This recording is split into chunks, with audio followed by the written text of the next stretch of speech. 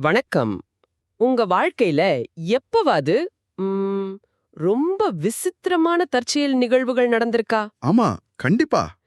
நீங்க ஒருத்தரை நினைச்சிட்டு இருக்கும்போதே அவங்க கிட்ட இருந்த ஃபோன் வர்றது. இல்லனா ஒரு விஷயத்த பத்தி யோசிக்கும்போது டக்குன்னு அது சம்பந்தமா ஒரு நியூஸ் பாக்குறது. ஆமா, அந்த மாதிரி.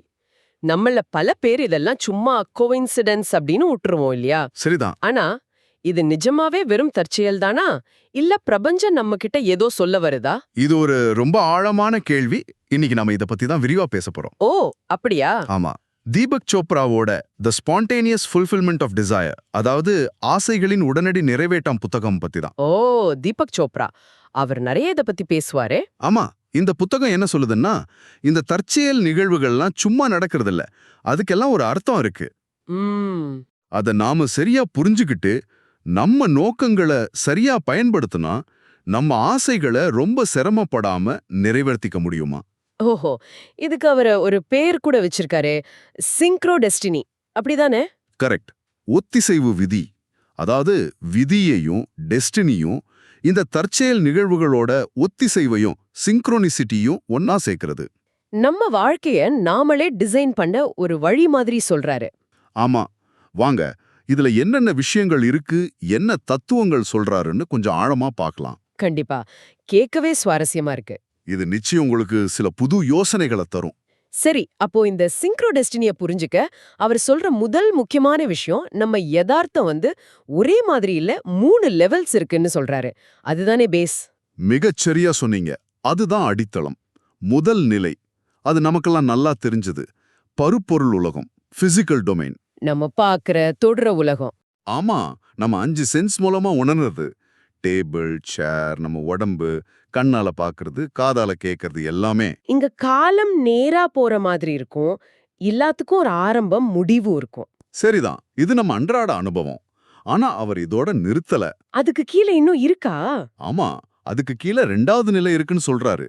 அது குவாண்டம் உலகம், குவாண்டம் டொமைன். குவாண்டம். ஓகே, இது கொஞ்சம் சயின்ஸ் மாதிரி போகுதே. ஆமா, கொஞ்சம் ஆழமானது. இங்க நம்ம திடப்பொருள்னு நினைக்கிற எல்லாமே உண்மையில வெறும் ஆற்றல், அப்புறம் தகவல், எனர்ஜி அண்ட் இன்ஃபர்மேஷன். என்ன சொல்றீங்க? நம்ம மனசு, நம்ம எண்ணங்கள், நம்ம உணர்ச்சிகள் கூட இந்த லெவல்ல தான் வேலை செய்யுது. ஐன்ஸ்டீனோட E = mc² ஃபார்முலா ஞாபகம் இருக்கா? ஆமா ஆமா, மாசும் எனர்ஜியும் ஒண்ணுன்னு. அதேதான். பொருளும் ஆற்றலும் வேற வேற இல்ல. ஒரே விஷயத்தோட 2 ஃபார்ம்ஸ் தான். அப்போ இந்த மைக்கு, நான் உட்கார்ந்திருக்கிற இந்த சேரு எல்லாமே ரொம்ப சின்ன லெவல்ல பார்த்தா வெறும் வைப்ரேஷன்ஸ் தானா? ஆமா, ரொம்ப ரொம்ப வேகமா அதிர்ற ஆற்றல் தொகுப்புகள். அவ்வளோ வேகமா அதிர்றதால நமக்கு அது திடமா தெரியுது. ஓஹோ. ஒரு சினிமா ரீல்ல தனித்தனி ஃப்ரேம் இருக்கும்ல, அதை வேகமா ஓட்டும்போது எப்படி கண்டினியூஸா தெரியுதோ அந்த மாதிரி. புரியுது புரியுது. இந்த குவாண்டம் லெவல்ல நாம எல்லாரும் ஒரு பெரிய எனர்ஜி சூப்ல மிதக்கிற மாதிரி. நம்ம சென்சஸ் கொஞ்சம் ஸ்லோவா இருக்கிறதால தனித்தனி பொருளா பார்க்கறோம். இதுவே ரொம்ப ஆச்சரியமா இருக்கு. அப்போ 3வது நிலை அதென்ன? அதுதான் எல்லாத்துக்கும் அடிப்படைங்கிறாரு சோப்ரா. உள்ளமைவற்ற உலகம், நான் லோக்கல் டொமைன், இல்லனா ஆன்மீக உலகம், ஸ்பிரிச்சுவல் டொமைன். நான் லோக்கல், இடமற்றதா? ஆமா, ஏன்னா அது ஒரு குறிப்பிட்ட இடத்துல மட்டும் இல்ல, அது எல்லா இடத்துலயும் பரவி இருக்கு. இது தூய சாத்தியக்கூறுகளோட தளம். Pure potential. ஆமா, பிரபஞ்சத்தோட நுண்ணறிவு, யூனிவர்சல் இன்டெலிஜென்ஸ் அல்லது உணர்வு நிலை, கான்ஷியஸ்னஸ் இங்க தான் இருக்கு. குவாண்டம் உலகத்துல இருக்கிற ஆற்றலையும் தகவலையும் ஒரு ஒழுங்குக்கு கொண்டு வர்றதே இந்த நுண்ணறிவு தான். ஓ. இது காலம், இடம் இதெல்லாத்தையும் தாண்டினது. இங்க தான் தற்செயல் நிகழ்வுகள், உள்ளுணர்வு, கிரியேட்டிவிட்டி எல்லாத்தோட மூலமும் இருக்கு. சரி, இந்த பருப்பொருள் உலகம் ஓகே, குவாண்டம் உலகத்தை சயின்ஸ் ஓரளவுக்கு சொல்லுது. ஆனா இந்த உள்ளமைவற்ற உலகம், இது வெறும் பிலாசபி மாதிரி தெரியுதே. இல்ல இதுக்கும் ஏதாவது சயின்ஸ் பேக்ரவுண்ட் இருக்கா? நல்ல கேள்வி. இது வெறும் நம்பிக்கை சார்ந்த விஷயம் மட்டும் அல்ல. குவாண்டம் இயற்பியல்ல சில விஷயங்கள் இதுக்கு சப்போர்ட்டா இருக்கு. அப்படியா? என்ன மாதிரி? உதாரணத்துக்கு, ஒரு குவாண்டம் துகள் இருக்குன்னு வச்சுக்கோங்க. அதை நம்ம கவனிக்காத வரைக்கும் அது ஒரே நேரத்துல பல சாத்தியமா இருக்கு, அலையா இருக்கு. சரி. எப்போ நாம அதை கவனிக்கிறோமோ அப்பதான் அது ஒரு குறிப்பிட்ட நிலைக்கு துகளுக்கு வருது. இது என்ன காட்டுதுன்னா, நம்மளோட கவனிப்பே யதார்த்தத்தை ஒரு வகையில பாதிக்குது. நாம பார்க்கும்போது தான் அது உருவாகுதுங்கிற மாதிரி. சுவாரஸ்யமா இருக்கே. இன்னும் ஆச்சரியமான ஒரு விஷயம் இருக்கு. EPR பாரடாக்ஸ்னு சில சோதனைகள் பண்ணிருக்காங்க. ம். அதுல முன்னாடி ஒன்னா இருந்த ரெண்டு துகள்களை எவ்வளவு தூரம் பிரிச்சு வச்சாலும் ஒண்ணுல ஒரு மாற்றம் நடந்தா இன்னொன்னுலயும் அதே கணத்துல இன்ஸ்டன்டா மாற்றம் தெரியுது. டைமே எடுக்காதா? ஆமா, எந்த சிக்னலும் டிராவல் ஆக தேவையில்ல. ஒளியோட வேகத்தை விட வேகமா இது நடக்குது. இதுக்கு பேரு நான் லோக்கல் காரலேஷன், இடமற்ற தொடர்பு. ஓ, இது பிரபஞ்சத்துல ஏதோ ஆழமான கண்ணுக்கு தெரியாத கனெக்ஷன் இருக்குன்னு காட்டுது. கரெக்ட். அதுக்கான ஒரு வலுவான சயின்டிபிக் க்ளூ இது. புத்தகத்துல கிளீத் பேக்ஸ்டர்னு ஒருத்தரோட சோதனைகள் பத்தியும் சொல்றாங்களே. ஆமா, அவர் மனுஷங்களோட செல்களை உடம்புல இருந்து தனியா எடுத்ததுக்கு அப்புறமும் கூட அந்த நபர் என்ன ஃபீல் பண்றாரோ அதுக்கு அந்த செல்கள் உடனே ரெஸ்பாண்ட் பண்ணுச்சுன்னு கண்டுபிடிச்சதா சொல்லப்படுது. நிஜமாவா? இதுவும் அந்த நான் லோக்கல் கனெக்ஷன் தானா? ஆமா, அந்த மாதிரி ஆய்வுகள் இந்த உள்ளமைவற்ற தொடர்புக்கான சாத்தியத்தை காட்டுது. அதே மாதிரி கிரீன்பர்க் சில்லர்ஃபார்ம்னு 2 பேர் செஞ்ச சோதனையில ஒன்னா தியானம் செஞ்ச 2 பேரோட மூல அலைகள் அவங்கள தனித்தனி ரூம்ல வச்சதுக்கு அப்புறமும் கூட ஒரே மாதிரி இயங்குச்சான், சிங்க்ரனைஸ்டா இருந்துச்சான். அடேங்கப்பா, மனுஷங்களுக்குள்ளேயும் இந்த தொடர்பு இருக்கா? இருக்குன்னு இந்த சோதனைகள் காட்டுது. இது இயற்கையிலையும் பார்க்கலாம். பறவை கூட்டம், மீன் கூட்டம்லாம் பார்த்திருக்கீங்களா? ஆமா ஆமா. எப்படி ஒரு லீடரே இல்லாம எல்லாம் ஒரே நேரத்துல டைரக்ஷன் மாத்துது. ஆமா, அது ஒரு ஆச்சரியம்தான். அதுவும் இந்த உள்ளமைவற்ற நுண்ணறிவோட வெளிப்பாடுதான். ஏதோ ஒரு கண்ணுக்கு தெரியாத கம்யூனிகேஷன் அங்க நடக்குது. நம்ம உடம்பே அப்படித்தானே. கோடிக்கணக்கான செல்கள் எப்படி இவ்வளவு கரெக்டா ஒன்னா வேலை செய்யுது? எக்ஸாக்ட்லி. அதுவும் அந்த உள்ளமைவற்ற நுண்ணறிவுனால தான் சாத்தியம்ங்கிறாரு சோப்ரா. ஒவ்வொரு செல்லும் மற்ற செல்களோட ஒரு பெரிய நெட்வொர்க் மாதிரி கனெக்ட் ஆகியிருக்கு. அந்த ஒருங்கிணைப்பு இல்லைன்னா உடம்பு இயங்கவே முடியாது. ஓகே, இந்த நான் லோக்கல் கனெக்ஷன், நான் லோக்கல் வேர்ல்டு எல்லாம் சரி. அப்போ நம்ம ஆன்மா, சோல் அப்படின்னா என்ன? அதை எப்படி புரிஞ்சுக்கிறது? சோப்ரா அதுக்கு ஒரு அழகான உதாரணம் சொல்றாரு. அந்த உள்ளமைவற்ற பெருங்கடல் இருக்குல்ல, நான் லோக்கல் ரியாலிட்டி, அதுல உருவாகிற ஒரு அலை தான் நம்ம ஆன்மாங்கிறாரு. ஒரு அலை மாதிரி? ஆமா, அதாவது அது ஒரே நேரத்துல தனிப்பட்டதாகும், லோக்கல் பர்சனல் அந்த அலை இருக்கு. அதே சமயம் அந்த பிரபஞ்ச பெருங்கடலோட ஒரு பகுதியாவும் நான் லோக்கல் யூனிவர்சல் அந்த கடல். ஓ, நம்மளோட தனிப்பட்ட ஆன்மா நம்மளோட பழைய அனுபவங்கள், நினைவுகள், அதாவது கர்மான்னு சொல்றோம்ல, அந்த பதிவுகளால ஒரு குறிப்பிட்ட வடிவத்தை எடுக்குது. கர்மானா செயல், விளைவு, அந்த சுழற்சி தானே? ஆமா, அந்த தொடர்ச்சி. இதுல உறவுகளுக்கும் பங்கு இருக்குன்னு சொல்றாரே. நான் மற்றவனே, ஐ ஆம் தி அதர் அப்படின்னு ஒரு கான்செப்ட், அது என்ன? அது ரொம்ப ரொம்ப முக்கியமான பாயிண்ட். உறவுகள் தான் நாம யாருன்னு நாமளே புரிஞ்சுக்க உதவுற கண்ணாடி மாதிரிங்கிறாரு. கண்ணாடியா? எப்படி? நாம மத்தவங்க கிட்ட பார்த்து ரொம்ப பிடிச்சு போற குணங்கள் இருக்குல்ல, அதெல்லாம் உண்மையில நம்மகிட்டயே இருக்கிற ஆனா இன்னும் வெளிப்படாத விஷயங்களாம். ஓஹோ. அதே மாதிரி நாம மத்தவங்க கிட்ட பார்த்து வெறுக்கிற குணங்கள், அதெல்லாம் நம்மகிட்டே இருந்து நாம அதை ஏத்துக்க மறுக்கிற இல்ல மறைக்க நினைக்கிற விஷயங்களா. அப்போ மத்தவங்கள பாக்குறது நம்மள பாத்துக்கிற மாதிரி தானா? ஓரளவுக்கு அப்படிதான். இத உணர்றதான் ஆன்மீக வளர்ச்சியோட ஒரு படிங்கிறாரு. வேதங்கள்ல சொல்ற தத்துவமசி, ஆமா, கேள்விப்பட்டிருக்கேன். நீயே அதுன்னு அர்த்தம். அதுவும் இந்த ஆழமான தொடர்பத்தான் சொல்லுது. நாம மத்தவங்கள்ல இருந்தும் இந்த பிரபஞ்சத்திலிருந்தும் தனியா இல்ல, எல்லாம் ஒண்ணுக்குள்ள ஒண்ணுதான். சரி, இந்த ஆழமான தொடர்புகள், யதார்த்தத்தோட 3 நிலைகள், இதெல்லாம் புரிஞ்சுக்கிறது முதல் ஸ்டெப். இப்போ நம்ம ஆசைகளை நிறைவேற்றுறதுல நோக்கம், இன்டென்ஷன் எப்படி ஒரு பவர்ஃபுல் டூலா மாறுது? இது சும்மா ஆசைப்படுறதுக்கும் இதுக்கும் என்ன வித்தியாசம்? ரொம்ப முக்கியமான கேள்வி இது. சோப்ராவோட பார்வையில நோக்கம்ங்கிறது சும்மா ஒரு விருப்பம் இல்ல, அது பிரபஞ்சத்தோட ஒரு அடிப்படை சக்தி, ஃபோர்ஸ் ஆஃப் நேச்சர். பிரபஞ்சத்தோட சக்தியா? ஆமா, இந்த பிரபஞ்சத்துல நடக்கிற எல்லாமே ஒரு சின்ன விதை முளைக்கிறதுல இருந்து ஒரு பெரிய நட்சத்திரம் உருவாகிற வரைக்கும் ஒரு நோக்கத்துல தான் ஆரம்பிக்குது. இந்த நோக்கம் முதல்ல அந்த உள்ளமைவற்ற தளத்துல நான் லோக்கல் டொமைன்ல உருவாகுது. அப்புறம் குவாண்டம் தளம் வழியா எண்ணம் தகவல் கடைசியா நம்ம பருப்பொருள் உலகத்துல பிசிக்கல் டொமைன்ல வெளிப்படுது. ஓ, ஒரு ப்ராசஸ் மாதிரி. ஆமா, அவர் நம்ம மனசையே 2ஆ பிரிக்கிறாரு, கவனிச்சிங்களா? உள்ளூர் மனம், நான் லோக்கல் மைண்ட். ஆமா ஆமா, சொன்னீங்க. நம்ம உள்ளூர் மனம்ங்கிறது நம்ம ஈகோ, நம்ம ரேஷனல் திங்கிங், பயம், பழைய அனுபவம், இதெல்லாம் சேர்ந்தது. பொதுவா நாம நான் நினைக்கிறது. இது நோக்கத்தை உருவாக்கலாம்.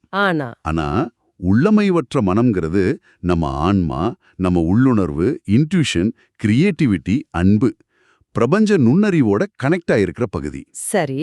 நோக்கத்தை நாம உள்ளூர் மனம் உருவாக்குனதுக்கு அப்புறம் அதை எப்படி நிறைவேற்றுறதுங்கிற எல்லா டீட்டெயில்ஸையும், அதுக்கு தேவையான ஆட்கள், சந்தர்ப்பங்கள் எல்லாத்தையும் ஒருங்கிணைக்கிறது இந்த உள்ளமைவற்ற மனம்தான். ஒரு உதாரணம் சொல்லிங்களேன். மூச்சு ஆழமாகிறது, தசைகளுக்கு ரத்தம் போறது, இந்த மாதிரி நூத்துக்கணக்கான விஷயங்களை எது ஒருங்கிணைக்குது, அது உள்ளமைவற்ற மனம்தான். அது ஆட்டோமேட்டிக்கா நடக்குது. ஓ, அதுக்கு நாம எதுவும் ஸ்பெஷலா பண்ண தேவையில்ல. தேவையில்லை. அதே மாதிரி தான் பெரிய நோக்கங்களுக்கும். அப்போ நம்ம நோக்கங்களை எப்படி செட் பண்றது? எதை வேணாலும் நினைக்கலாமா? அங்கதான் ஒரு முக்கியமான விஷயம் வருது. நம்ம தனிப்பட்ட நோக்கங்கள் பிரபஞ்சத்தோட பொதுவான ஓட்டத்தோட இல்லனா நலனோட இணக்கமா இருக்கணும்னு சொல்றாரு சோப்ரா. அதாவது ஒரு நோக்கத்தை உருவாக்கும்போது இது எனக்கும் என்னோட சம்பந்தப்பட்டவங்களுக்கும் முடிஞ்சா இந்த உலகத்துக்கும் எப்படி நல்லது செய்யும் அப்படின்னு ஒரு கேள்வியை கேட்டுக்கலாம். அந்த மாதிரி நோக்கங்களுக்கு பவர் அதிகமா. சரி, அப்புறம் சங்கல்ப் அப்படிங்கிற வார்த்தையோட அர்த்தம் என் நோக்கங்களுக்கு எல்லையற்ற ஒழுங்கமைக்கும் சக்தி இருக்குன்னு நம்பி அதை விட்டுடுறது. இந்த நோக்கங்கள் வேலை செய்யுதுங்கிறதுக்கு அறிகுறியா தான் தற்செயல் நிகழ்வுகள் வருதா? அதை எப்படி கவனிக்கிறது, யூஸ் பண்றது? கரெக்டா புடிச்சிங்க. தற்செயல் நிகழ்வுங்கிறது அந்த உள்ளமைவற்ற உலகத்திலிருந்து வர மெசேஜ், க்ளூஸ், கைடன்ஸ் மாதிரி. முத ஸ்டெப் அதை கவனிக்க ஆரம்பிக்கிறது. நீங்க எதை அதிகமா கவனிக்கிறீங்களோ அது உங்க வாழ்க்கையில அதிகமா வரும். அதனால கோயின்சிடன்ஸை கவனிக்க ஆரம்பிச்சாலே அது அதிகமா நடக்க ஆரம்பிக்கும். கவனிச்சதுக்கு அப்புறம் என்ன பண்றது? இதுல எனக்கு என்ன மெசேஜ் இருக்கு, இது என்ன சொல்ல வருது, இது என்னைய எந்த பக்கம் கூட்டிட்டு போகுது அப்படின்னு அமைதியா ஒரு கேள்வி கேட்கணும். பதில் உடனே கிடைக்குமா? உடனே கிடைக்காம போகலாம். ஆனா அது உங்க இன்ட்யூஷனா வரலாம், ஒரு கனவா வரலாம், இல்ல திடீர்னு ஒருத்தரை சந்திப்பீங்க, இல்ல ஒரு புக்ல ஒரு லைன் படிப்பீங்க. ஏதோ ஒரு வகையில பதில் கிடைக்கும். சௌப்ரா அவர் வாழ்க்கையில நடந்த ஒன்ன சொல்லிருக்காரே. ஆமா, அவரு மெடிசின்ல எண்டோக்ரைனாலஜி படிச்சிட்டு இருந்தப்போ அதுல ஒரு திருப்தி இல்லாம இருந்தாராம். அப்போ வேற ஒரு ஹாஸ்பிடல்ல எமர்ஜென்சி ரூம் வேலைக்கு ஆள் தேவைன்னு ஒரு விளம்பரம் அவர் எங்க போனாலும் திரும்ப திரும்ப கண்ணுல பட்டுட்டே இருந்துச்சாம். ஓ, முதல்ல கண்டுக்கல. ஆனா அது விடாம கண்ணுல பட்டதும் இத ஒரு சைனா எடுத்துக்கிட்டு அந்த புது வேலைக்கு மாறினாராம். அது ஒரு வாழ்க்கையில பெரிய டேர்னிங் பாயிண்டா அமைஞ்சதுன்னு சொல்றாரு. அப்போ தற்செயல் நிகழ்வுகள் ஒரு வழிகாட்டி மாதிரியா? ஆமா, வழிகாட்டும் பலகைகள் மாதிரி. இந்த உள்ளமைவற்ற மனசோட கனெக்ட் பண்றதுக்கும் இந்த ஒத்துசைவை புரிஞ்சுக்கிறதுக்கும் தியானம் ரொம்ப முக்கியம்னு சொல்றாரு இல்லையா? ஆமா, தியானம் ரொம்ப ரொம்ப முக்கியம். ஏன்னா நம்ம உள்ளூர் மனம் இருக்கே, அது எப்ப பாரு ஒரே சத்தம் போட்டுட்டே இருக்கும், 1000 எண்ணங்கள் ஓடிட்டே இருக்கும். உண்மைதான். தியானம் அந்த சத்தத்தை கொஞ்சம் கொஞ்சமா குறைச்சு எண்ணங்களுக்கு நடுவுல இருக்கிற அந்த அமைதியான இடைவெளியை நம்ம உணர ஹெல்ப் பண்ணும். அந்த கேப்ல என்ன இருக்கு? அந்த கேப் தான் உள்ளமைவற்ற மனசோட வாசல், தூய உணர்வு நிலையோட இடம்.